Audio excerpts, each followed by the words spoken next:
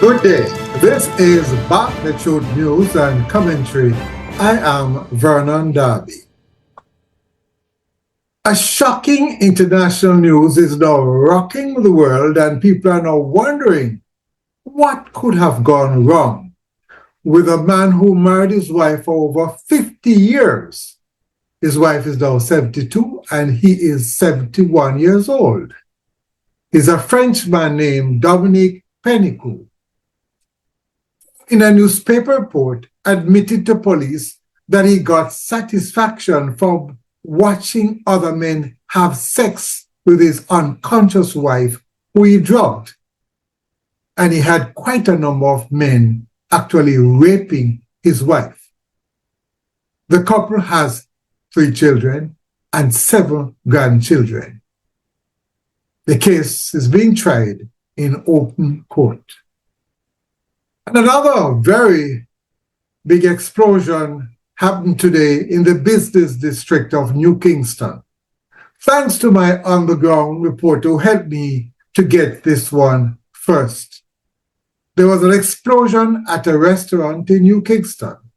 Let's hear from Fire Chief Commissioner Stewart Beckford.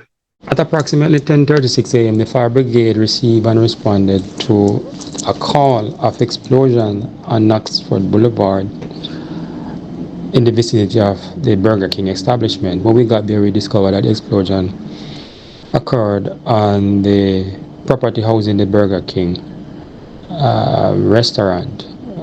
Our observation is that extensive damage would have been done to the building, especially the front section of the building. Windows were blown out, doors blown in. We are surmising, based on our investigation, that there was a buildup of gas in the building from the basement up to the second floor, because we were told that the staff members who came in this morning would have smelled gas and did the correct thing by calling in the provider, the supplier of the gas, who came in and discovered that there was a defective regulator that was changed, and the staff were advised, based on information we have received, that they could resume their regular activities. 10 minutes subsequent to that, there was this massive explosion. So the buildup of gas in the building and the introduction of a naked flame, whether it is the turning on of a stove or the flipping of a light switch, that would have triggered the explosion that was experienced there.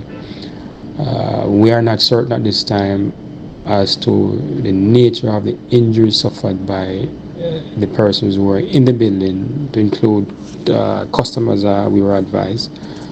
But what we do know is that the persons who, on observation, seems to have suffered the more serious injuries were transported to the Kingston Public Hospital, and 3 persons were transported to Medical Associates for treatment as well.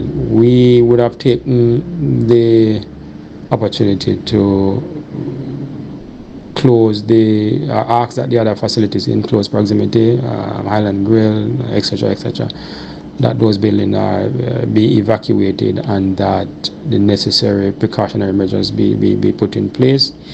We were told that some members of the Island Grill team would have suffered some amount of discomfort. I heard at least 2 of those members would have fainted and were being treated by Ministry of Health personnel who were on location. The other facility adjoining the Burger King establishment were evacuated and will remain likely closed for the rest of the afternoon into this evening, given the extensive damage that has been sustained by the Burger King establishment and the disruption of traffic flow along that stretch of Oxford Boulevard, which has been closed to vehicular traffic. The police are there; they're monitoring the situation in terms of traffic flow, and they're also monitoring, providing security in relation to those establishments that persons had to leave because of the threat posed by the explosion, as well as the leaking fumes in that general vicinity. We want to implore business establishments that operates as restaurants and cook shops and that uses propane as their source of fuel, to ensure that where they have gas leak or they suspect that there's a gas leak, not only do they call in the provider to check and make sure that they whatever repairs needs to be done is done, but they must also call the fire brigade. And if you are not in a position where you can call the fire brigade, or you know, what we recommend is that you ensure that the building is properly ventilated. What do I mean by that? You make sure that you open the windows, the doors, wherever that you have on the building that can be open to allow fresh air to come in. Do that and allow that to stand for about 10-15 minutes before you re-enter and before you even turn on a light switch. This simple measure can save lives, and it also can reduce the risk posed to property as it relates to a gas explosion. Commissioner Stewart Beckford, head of the Fire Brigade Service. Let's take a look at pictures taken at the scene of the explosion.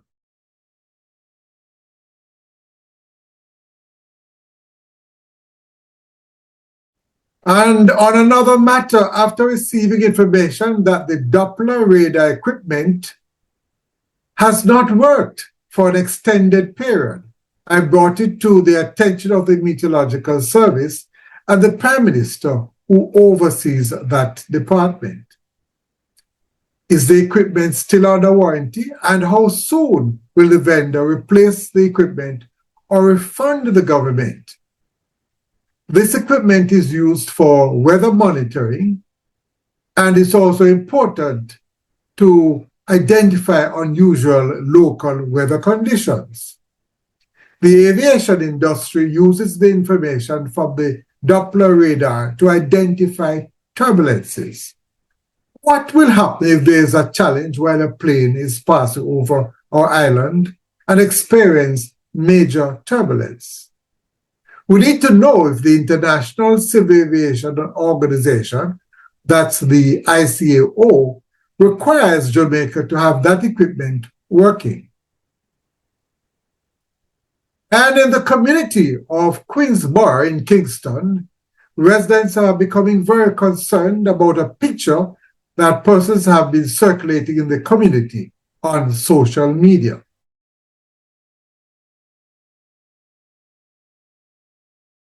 A matter which I brought to your attention last week, where that man lost his life at the Sanctuary International Airport, I'm still onto that one. First, let me say that when we discuss matters like this, emotions get in the way of things and people will misinterpret what they read.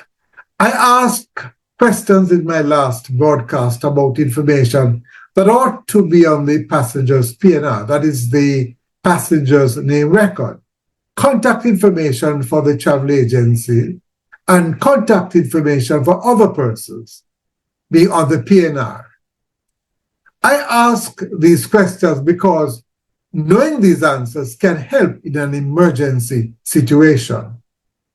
I have been calling the authorities at the Sanctuary International Airport requesting a copy of the press release sent out about that incident. I spoke to Ms. Sharon Hessler, who promised to get the press release to me. I have not received the press release relating to that incident, which happened last week, which is nearly, a week ago. I don't expect to get that release again. After listening to a discussion on TVJ, I now know why I will never receive that press release. Whoever wrote that press release could find themselves in trouble. I would tell persons who take people to the airport, do not leave the airport until that plane has taken off. Remember years ago We used to stay at the airport and we go up to the waving gallery and make sure we wave them goodbye and see them into that aircraft. The matter is just beginning to get hot about that man who died at the Sangster International Airport. I believe that more than one person will pay dearly for this mix-up. Think about this. The first public information should come from the airline and the airport management, and not from another passenger via Facebook. Don't forget, there's the autopsy coming up. Interesting days are ahead. I wonder what the International Civil Aviation Organization, the ICAO, will have to say about this incident at the Sangster International Airport. Well, that's it for Bark the Truth. This has been Bark the Truth News and Commentary. I am Vernon Darby saying I need your support, so please like this video and subscribe to my YouTube channel. Visit my blog at www.vderby.blogspot.com. I am Vernon Darby saying to you, I love you all. What good, my friend?